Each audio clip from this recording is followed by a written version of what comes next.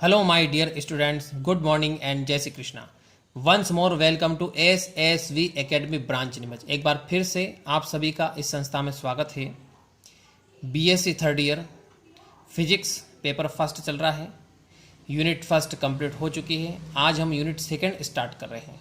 ठीक, unit second है quantum mechanics second part है ये.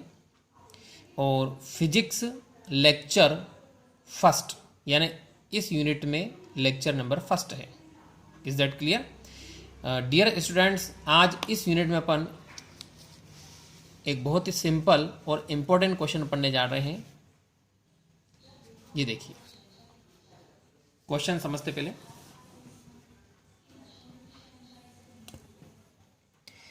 Motion of particle in one dimensional potential wall, यानी एक विमीय विभव कूप में कण की गति को समझाना है. क्लियर? मोशन ऑफ पार्टिकल यानी कण की गति इन वन डायमेंशनल बॉक्स या वन डायमेंशनल पोटेंशियल वॉल यानी एक विमीय विभव कूप. अब ये विभव कूप क्या होता है, जब आंसर स्टार्ट हो जाएगा उसमें आपको समझ में आ जाएगा. या फिर इसको इस प्रकार से पूछते हैं, solution of Schrodinger's equation for a particle enclosed in one dimensional box. One dimensional box का मतलब होता है एक विमी बॉक्स. इसके अंदर एक पार्टिकल है. उस पार्टिकल के लिए श्रोडिंजर का समीकरण लिखना है और उसका हल निकालना है. देखो किस प्रकार से क्वेश्चन आता है. एक विमी बॉक्स में बंद कण के लिए श्रोडिंजर का समीकरण लिखना है, फिर इसका हल ज्ञात करना है. अब इसका हल ज्ञात करने का मतलब इसमें दो चीज़ें अपने को फाइंड आउट करना है. एक तो आइगन मान या आइगन वैल्यू जिसको बोलते हैं. क्लियर? इसको ई से लिखेंगे यानी ऊर्जा का आइगन मान, ये भी इसको बोल सकते हैं. दूसरा अपने को निकालना आइगन फलन या साई, यानी कहने का मतलब अपने को श्रोडिंजर इक्वेशन को हल करके ई और साई दोनों की वैल्यू फाइंड आउट करना है. Is that clear? अब एक क्वेश्चन में आपको कैसे पता चलेगा कि यही इसी क्वेश्चन का आंसर लिखना है, तो वन डायमेंशनल शब्द आपको इसमें मिलेगा. वन डायमेंशनल पोटेंशियल वॉल मिलेगा या फिर आपको मिलेगा वन डायमेंशनल बॉक्स. ठीक, यदि ये वर्ड मिलता है यानी एक विमीय विभव कूप या एक विमीय बॉक्स में बंद कण, तो आपको ये वाला आंसर कंप्लीट करना है. अब देखिए अपन समझते हैं सबसे पहले कि ये विभव कूप क्या होता है. डायग्राम से समझते. देखो ये डायग्राम है. क्लियर? ये एक्स डायरेक्शन हो गई. कौन सी डायरेक्शन हो गई? X direction. क्लियर? यहाँ पे इसको ऐसा रिप्रेजेंट कर सकते हैं, एक्स एक्सिस. क्लियर? अब यहाँ पे एक ये विभव कूप है. कूप का मतलब होता है कुआं. जैसे कि कुआं हो गया, ये एक बॉक्स हो गया. क्लियर? ये बॉक्स की दीवारें हो गई. पहली दीवार x इक्वल टू 0 पर है, दूसरी दीवार x इक्वल टू a पर है.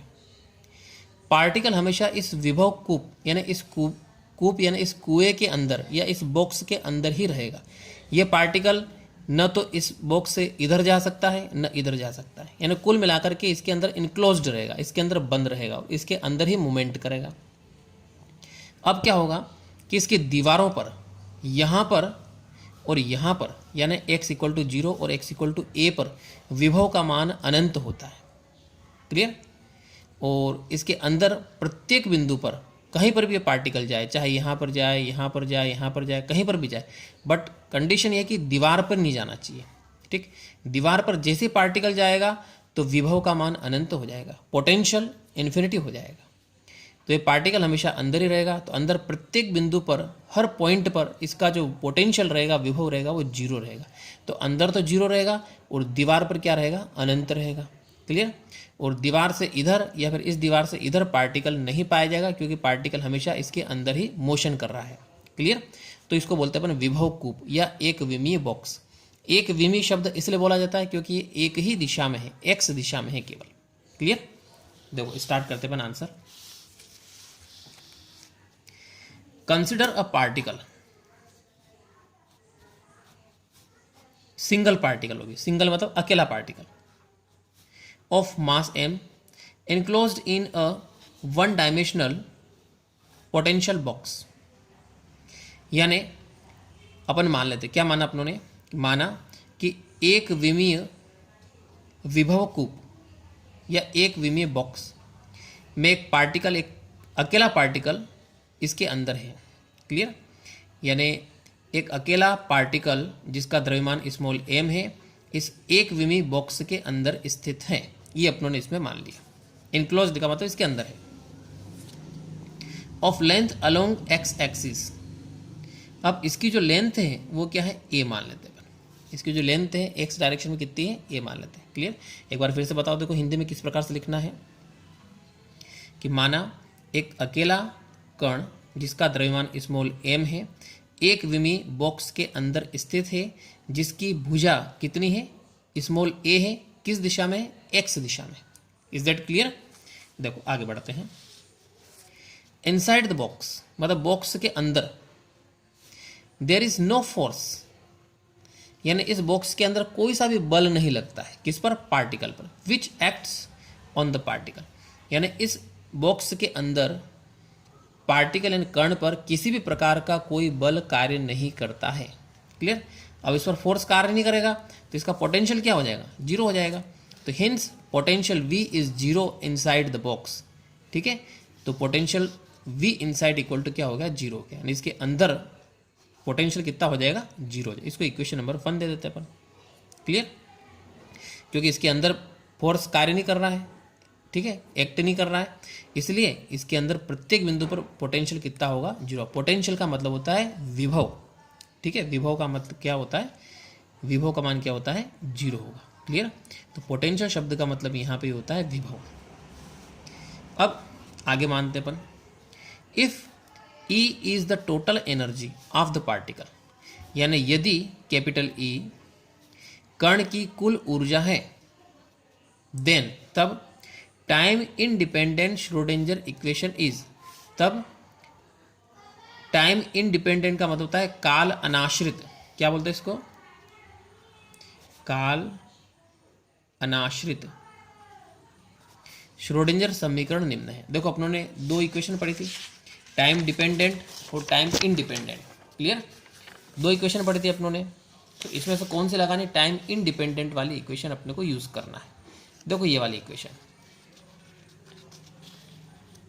क्लियर? अब आप बोलोगे ये इक्वेशन तो अपनों ने पढ़ी नहीं, थोड़ी अलग थी वो, तो देखो कैसे थी वो इक्वेशन, कैसे थी बता रहा हूँ मैं आपको। वो इक्वेशन थी आपके h² / 2m into del square sine upon del x square plus E-v into sine equal to zero. इस टाइप की इक्वेशन थी। Is that clear? ये वाली इक्वेशन अपने पढ़ी थी। अब यहाँ पे क्या है, क्रॉस मल्टीप्लिकेशन कर लिया, 2m इधर ऊपर आ जाएगा और h² नीचे आ जाएगा, तो इसको इस टाइप से लिख दिया अपनों ने। क्लियर? तो आपको ये वाली इक्वेशन ही याद रखना है इसमें। इससे ये निकली हुई, बता दें मैंने कैसे निकली। अब देखिए आगे बढ़ते हैं। फ्रॉम इक्वेशन 1, इक्वेशन 1 में अभी पढ़ा आप लोगों ने, इनसाइड पोटेंशियल कितना होता है, जीरो होता है, यानी V इक्वल टू इसमें जीरो लिख दिया आप लोगों ने। इसमें जीरो लिखेंगे तो क्या आएगा, del square sign upon del x square plus twice m upon h cross square into E psi equal to zero आ जाएगा। क्लियर? अब क्या करना है, अब अपने को कुल मिला के ये तो हो गया अपने, देखो क्वेश्चन में क्या था कि एक विमीय बॉक्स के अंदर स्थित कण के लिए श्रोडिंगर का समीकरण लिखो, तो ये वाला श्रोडिंगर समीकरण हो गया। क्लियर? अब इस श्रोडिंगर समीकरण का अपने को हल निकालना है। हल निकालने का मतलब दो चीज़ें इसमें निकालनी है। देखो कौन कौन सी चीज़ें निकालनी है, एक तो ऊर्जा E निकालना है और एक साइन फलन साइन निकालना है। दो चीज़ें अपने को निकालना है। E को बोलते हैं ऊर्जा का आइगन मान और इसको बोलते हैं आइगन फलन। ये दो चीज़ें अपने को फाइंड आउट करना है इस इक्वेशन से। तो अब देखो ये एक सेकेंड ऑर्डर का डिफरेंशियल इक्वेशन है। क्लियर? तो इसका एक स्टैंडर्ड सॉल्यूशन होता है, वो सॉल्यूशन अपने को याद रखना है, ये वाला। लेट द सॉल्यूशन ऑफ एबो इक्वेशन इज, इस प्रकार का अपने एक सॉल्यूशन मान लिया है कि मतलब उपरोक्त समीकरण का हल निम्न है, ऐसा अपने माना है। तो sine x equal to a sine bx plus c equation 4। अब यहाँ पे साइन ये क्या है, ऊर्जा का आइगन मान। तो आइगन मान तो निकल सकता है, लेकिन अपने को क्या क्या चाहिए, a b और c, तीन चीज़ें निकालनी अपने को। ठीक है?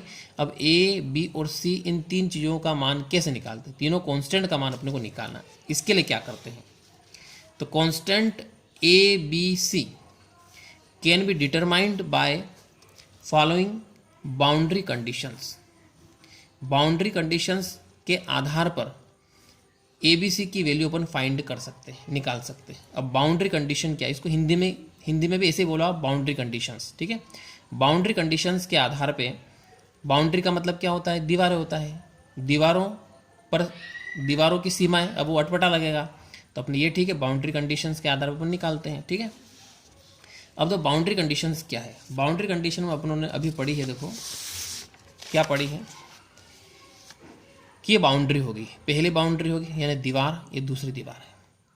तो x इक्वल टू 0 पर पहली दीवार, x इक्वल टू a पर दूसरी दीवार। दीवार पर पोटेंशियल क्या हो रहा है, 0। आपसे पूछा जाए कि पार्टिकल कहाँ पे होता है, तो पार्टिकल बॉक्स के अंदर होता है, दीवारों पे नहीं रहेगा, न ही इस दीवार पे रहेगा, न ही इस दीवार पे रहेगा। पार्टिकल हमेशा इस विभव कूप के अंदर ही गति करता है, दीवारों के ऊपर नहीं आएगा, ये कहने का मतलब है, दीवार पर इसकी टक्कर होगी नहीं, ठीक है। ये बात यहाँ पे आ रही, इसका मतलब ये है कि ये पार्टिकल इस दीवार पर नहीं पाया जाएगा, तो दीवार पर इसके पाए जाने की प्रायिकता क्या होगी, 0 होगी। इसी प्रकार इस दीवार पर भी पाए जाने की प्रायिकता क्या होगी, 0 होगी। यानी कहने का मतलब x इक्वल टू 0 और x इक्वल टू a पर प्रोबेबिलिटी कितनी होगी, 0। ये बाउंड्री कंडीशन देखो, तो यहाँ पर हम लिखते हैं बाउंड्री कंडीशन किस प्रकार से आएगी। At x equal to 0 and x equal to a, दो चीज अपन ले रहे हैं, ठीक। x इक्वल टू 0 और x इक्वल टू a पर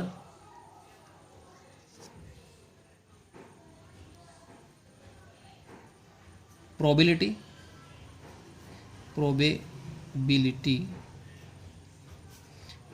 को यहां पर लिखते हैं मोड साइन स्क्वायर। कैसे लिखा जाता है, ऐसे लिखा जाता है, इक्वल टू 0, क्योंकि दीवारों पर कण पाया नहीं जाएगा, तो उसके पाए जाने की प्रोबेबिलिटी क्या होगी, 0 होगी, इसको प्रोबेबिलिटी बोलते हैं, ठीक। अब यहाँ पे साइन एक्स का मोड स्क्वायर ये 0 है, तो साइन एक्स भी क्या होगा, 0 होगा। Is that clear. ये वैल्यू अपन इक्वेशन 4 में पुट कर देते हैं, यहां पर रख देते हैं।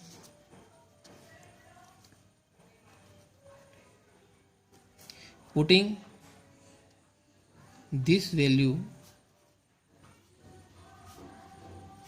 इन इक्वेशन 4 में अपन वैल्यू पुट करते हैं, देखो तो यहाँ पे 0 आ जाएगा, तो 0 equal to a sine b, यहाँ पे x की जगह यहाँ पर भी 0 लिखना है, b into 0 plus c, clear.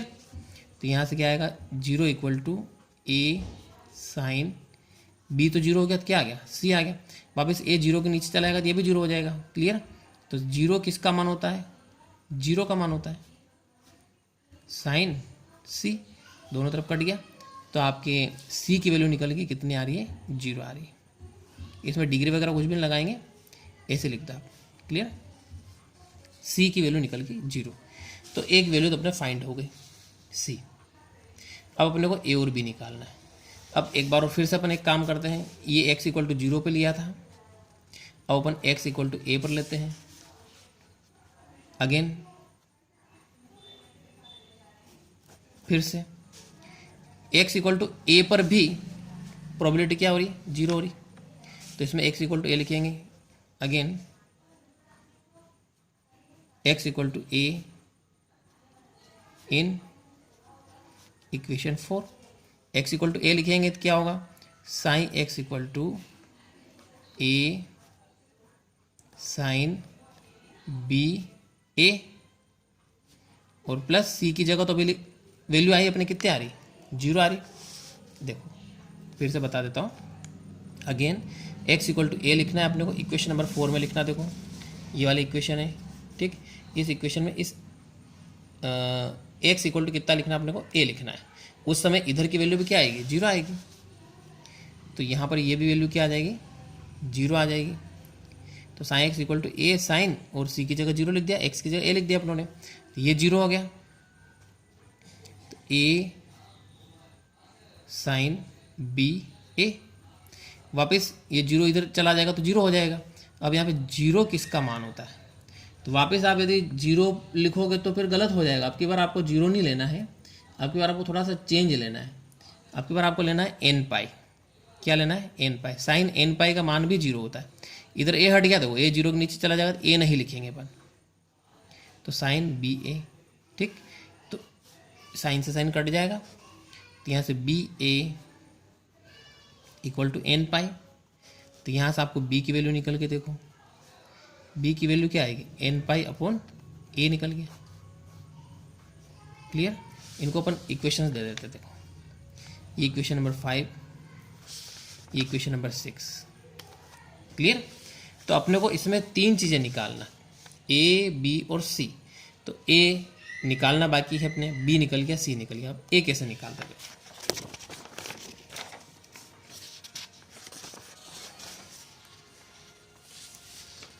ए निकालने के लिए अपने को अलग मेथड लगानी है।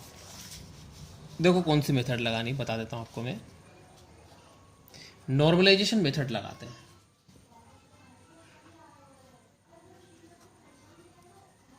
नाउ अप्लाइंग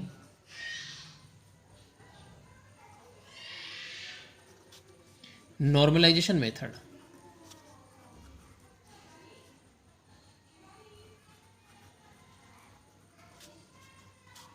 या कंडीशन। क्लियर, यानी प्रसामान्यीकरण की शर्त से, हिंदी में क्या बोलते हैं इसको, प्रसामान्यीकरण की शर्त से ये अपन अप्लाई कर रहे हैं, लगा रहे हैं। अब प्रसामान्यीकरण की शर्त क्या होती है, देखो ये वाली शर्त होती है, इंटीग्रेशन 0 से a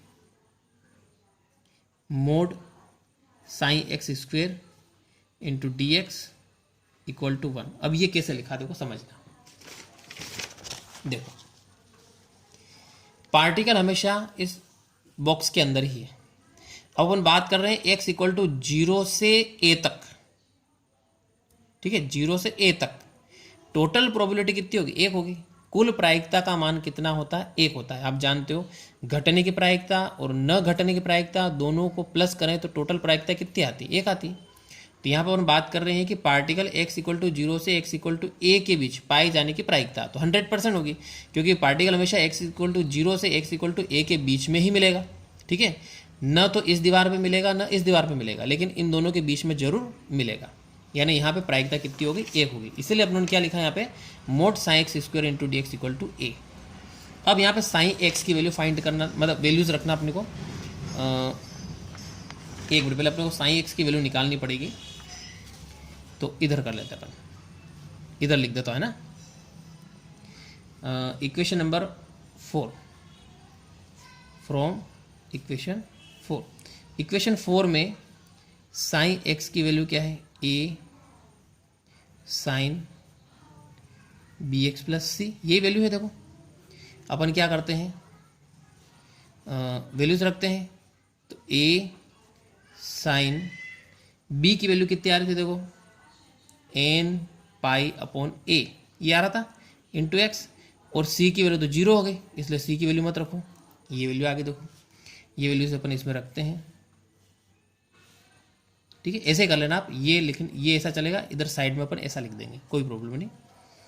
अब यहाँ पे इसका स्क्वायर करना है, इसका स्क्वायर करोगे तो क्या आएगा, देखो A square into sine square bracket में N pi X upon A. ऐसा नहीं कि आप इसका भी स्क्वायर कर दो, इसका स्क्वायर कभी नहीं होता है, साइन है तब तक साइन पर ही स्क्वायर आएगा, into D x equal to 1। अब यहाँ से ए स्क्वायर को बाहर निकाल लो, ए स्क्वायर इंटू इंटीग्रेशन 0 से A sine square N pi X upon A into D x equal to 1। अब देखो ये एक स्टैंडर्ड इंटीग्रेशन है, इसकी वैल्यू जो होती है आपको डायरेक्टली याद रखना है। वैसे आप सोलो कर सकते हो, ये 12th का क्वेश्चन है। साइन स्क्वायर को कोस में चेंज करना, हाफ एंगल का सूत्र लगा करके आपको कैलकुलेट करना है। तो अपन इसमें डायरेक्ट याद रखेंगे कि इसकी वैल्यू कितनी होती है, बिल्कुल सिंपल याद रह जाएगी, ए अपॉन 2। क्लियर, ए स्क्वायर तो ऐसा चल रहा है, इस इंटीग्रेशन की वैल्यू कितनी होती है, ए बाई 2 होती है। अब यहाँ से अपन ए निकालेंगे तो ए स्क्वायर इक्वल टू क्या आएगा, 2 बाई ए आ जाएगा। क्लियर, तो यहाँ से ए की वैल्यू निकल जाएंगी, ए की वैल्यू कितनी आ रही है, 2 अपॉन ए आ रही। इज दैट क्लियर, ए निकल गया। इसको इक्वेशन दे देते हैं, तो इक्वेशन नंबर कौन सी आएगी अब, 6 के बाद 7। अब अपने पास तीनों वैल्यू आ गई, ए भी है, बी भी है और सी भी है, ठीक। अब ये जो ए की वैल्यू इसमें रख दो आप, ठीक। इसको भी इक्वेशन देना पड़ेगा, तो एक काम करते हैं, इसको 7 दे देते हैं, इसको 8 दे देते हैं, क्लियर। अब 7 में मान रख देते हैं फ्रॉम इक्वेशन 7, इक्वेशन 7 में वैल्यू पुट करते हैं, तो साइन एक्स इक्वल टू ए की जगह कितना लिखेंगे, √2/a into sine n pi by a into x. ये निकल गया अपने आइगन फलन, क्लियर। यानी ऊर्जा का आइगन फलन। तो एक चीज और निकालनी है अपने को, ठीक है, यानी आइगन वैल्यू ऑफ एनर्जी। इसको इक्वेशन दे देते हैं, इक्वेशन नंबर 9। इसके बाद अपने को एक चीज और निकालनी, एनर्जी निकालनी। देखो एनर्जी कैसे निकालते हैं। एनर्जी निकालने के लिए यहाँ पे अपने को थोड़ा सा ट्रिक चेंज करनी है।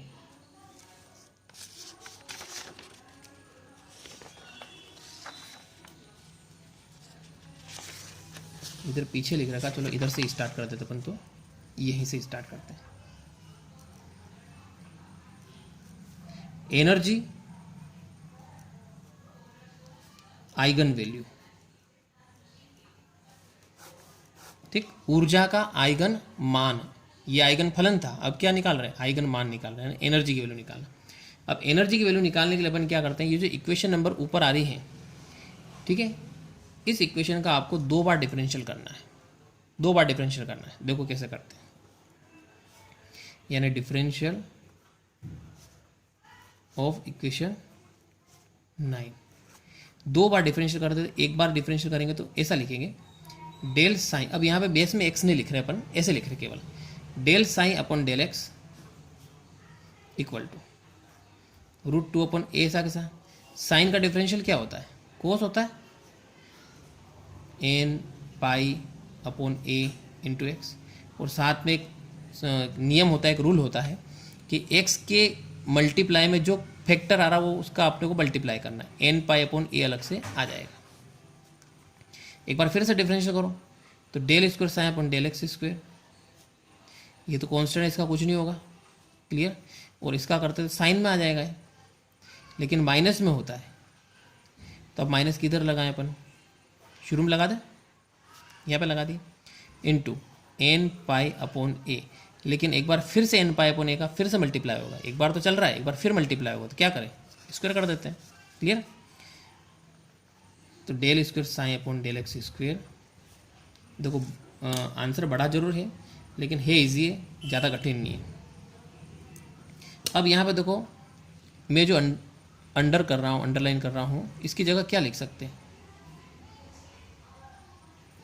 देखो क्या आ रहा है, यहाँ से देखो ध्यान से, ये जो डिब्बा बना है, इसके लिए क्या लिख सकते हैं अपन, साइन एक्स लिख सकते हैं, ठीक है। देखो यहाँ पे माइनस, ये पहले लिख लें, n पाई अपॉन a का स्क्वायर इंटू साइन, केवल साइन लिख दो आप, कोई दिक्कत नहीं, एक्स लिखने की जरूरत नहीं। अब क्या करते हैं, इसको इधर लेके आओ,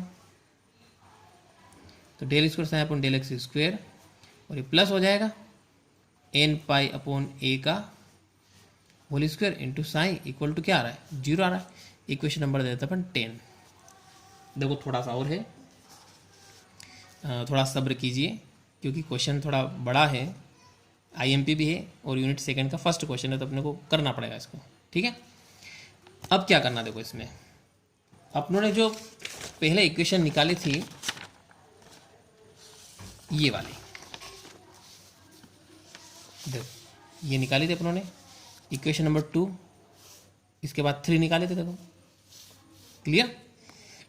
अब इस इक्वेशन नंबर 3 और इक्वेशन 10 को आप ध्यान से देखो, दोनों का कंपेयर करो, क्लियर। अपने को ये नहीं लेना है, इसको मत देखना, ये नहीं लेना है, इसको और इसको देखो आप, दोनों को कंपेयर करो। तो ये ऐसा कैसा आ रहा है, साइन भी अपनी जगह है ऐसा कैसा, इधर आ रहा है n पाई अपॉन a का होल स्क्वायर, इधर क्या आ रहा है 2m upon h cross into E आ रहा है, दोनों को इक्वल कर ले, ठीक। तो कंपेयर करते हैं इक्वेशन 3 एंड 10।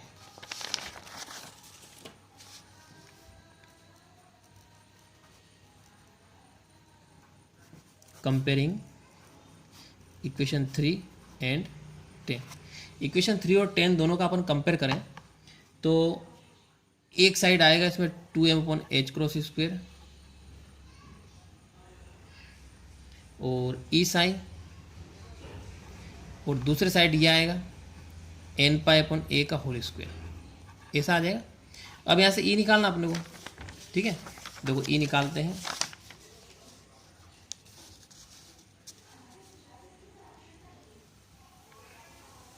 एक बार फिर से लिख दो उसको, 2m/h² 2m/h² और ई साइन और इक्वल टू n π/a²। ये एक बार फिर लिख दिया मैंने उसको। यहाँ से एनर्जी निकालनी है। अब देखो साइन भी नहीं लिखना है, क्योंकि साइन से साइन तो छोड़ दिया अपन कंपेयर में आ गया, इसलिए साइन ही लिखेंगे अपन। क्लियर, ये साइन हटा दिया। अब यहाँ से ई निकालो, ई निकालोगे तो ये उधर जाएगा, h×2m इंटू अलग अलग स्क्वायर कर लो इसका, n² π² a²। अब h× की वैल्यू क्या होती है, h/2π होती, इसमें रखो, तो इसमें रखोगे तो h²/4π² आ जाएगा। क्लियर, क्योंकि इसका स्क्वायर हो जाएगा upon 2m into n² π²/a²। देखो π² अपॉन में आ रहा है, फिर π² ऊपर आ रहा है, तो π² से π² काट सकते हैं इसमें ऊपर। क्लियर, ई इक्वल टू, अब क्या बचा, देखो ऊपर बचा आपके n² h², नीचे 4 दूनी 8 ma²। ये आपके फाइनली फार्मूला निकल चुका है। अपन इसमें थोड़ा सा एक काम करते हैं, इसके बेस में n लिख देते हैं। ठीक, ये अपने अपनी मर्जी से लिख दिया, क्योंकि इधर n चल रहा है, इधर n अपने बेस में लिख दिया। इसको इक्वेशन नंबर दे देते हैं, कौन सी अब आएगी आपके 11। बस देखिए हो गया है। ऊर्जा का आइगन मान क्या कहलाता है, ऊर्जा का आइगन मान। क्लियर, अब यहां पर अपन क्या करते हैं, n इक्वल टू स्टार्ट करते हैं 0 से, 0 1 2 3 4 ऐसे निकालेंगे। सबसे पहले n इक्वल टू 0 लिखेंगे अपन इसमें, n इक्वल टू यहाँ पे 0 लिखो तो पूरा 0 हो गया, यानी एनर्जी E0 इक्वल टू क्या होगी, 0 होगी। इधर ग्राफ में पता रखा है n इक्वल टू 0 पर ऊर्जा क्या होगी, 0 होगी। अब n इक्वल टू 1 रखो इसमें, n इक्वल टू इसमें 1 रखोगे तो 1 का स्क्वायर मतलब 1 ही आएगा, तो h²/8 ma² आ जाएगा। तो यहाँ से पहले ऊर्जा स्थल के लिए ऊर्जा कितनी होगी, h²/8 ma²। ये देखिए ले आ गया ये वाली ऊर्जा। इसके बाद अगला निकालो, 2 लिखोगे इसमें तो 2 का स्क्वायर हो जाएगा 4, तो ये आ गया आपके 4h²/8 ma²। ये 4 और 8 को काटना नहीं है, ऐसे रहने दो इसको। फिर लास्ट E3, यहाँ पे 3 लिखेंगे, 3 का स्क्वायर 9, क्या हो जाएगा 9h²/8 ma²। क्लियर, तो यहाँ पे तीनों ऊर्जा निकल गई। अब इस ऊर्जा आरेख को आप ध्यान से देखो, ये गैपिंग कम है, इसके बाद गैपिंग बढ़ गई, देखो फिर गैपिंग और बढ़ गई। इसका मतलब आप जैसे जैसे ऊपर जाते जा रहे हो एनर्जी डिफरेंस बढ़ता जा रहा है। जैसे पहले इसमें 1h², 1 से डायरेक्ट मतलब 0 से 1 आया, 1 से डायरेक्ट 4 हो गया, 4 से कितना हो गया 9 हो गया, ऐसे बढ़ता जा रहा है। क्लियर, तो इसको बोलते हैं यहाँ पे ऊर्जा स्तर जो है एक जैसे नहीं आ रहे, एक जैसे नहीं आ रहे हैं तो अपन इसको क्या लिख सकते हैं, thus the energy levels of particle enclosed inside the box are discrete। ठीक, यानी जो ऊर्जा स्तर हैं, जो पार्टिकल के जो ऊर्जा स्तर है बॉक्स के अंदर, वो डिस्क्रीट है, यानी समदूरस्थ नहीं है, समान दूरी पर नहीं है। And the minimum energy is, सबसे कम ऊर्जा, सबसे कम ऊर्जा कितनी आ रही इसमें इवन करके मानेंगे अपन, इवन, ठीक है, इसको कम ऊर्जा लेवल बोलते हैं। तो सबसे कम ऊर्जा स्तर कितना आ रहा है, h²/8ma² आ रहा है, ठीक। बट अकॉर्डिंग टू, ठीक है, AC का मतलब अकॉर्डिंग टू क्लासिकल मैकेनिक्स, यानी किंतु चिरसम्मत यांत्रिकी के अनुसार पार्टिकल की जो ऊर्जा है, वो ऊर्जा की जो वैल्यू होती है वो कुछ भी हो सकती है, एनी वैल्यू, यानी कुछ भी मान हो सकता है 0 से लेकर के, ठीक है। यानी चिरसम्मत, किंतु चिरसम्मत यांत्रिकी के अनुसार एक बॉक्स के अंदर जो कण है उसकी ऊर्जा का मान 0 से लेकर के 0 तक कुछ भी हो सकता है। लेकिन इसके अनुसार अपनों ने निकाला तो मिनिमम एनर्जी, कम से कम ऊर्जा कितनी आ रही, h²/8ma², इसको मानेंगे अपन। क्लियर। तो डियर स्टूडेंट्स, ये वीडियो आपको कैसा लगा कमेंट जरूर करिए एंड थैंक्स।